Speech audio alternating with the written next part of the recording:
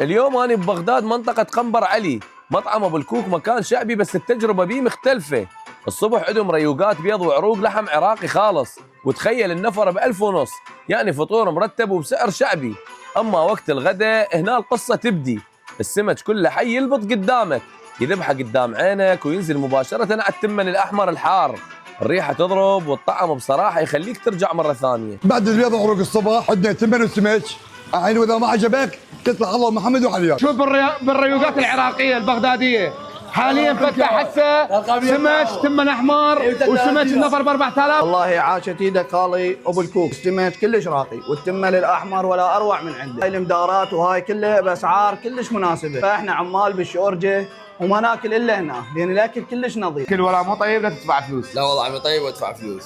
المكان شعبي وبسيط بس النكهة تحكي عن نفسها. إذا تحب الأكل البغدادي الأصيل لازم تحطه بالقائمة مالتك. مطعم أبو الكوك تجربة تستاهل الزيارة. شت وياكم أنا خالد الشهيد.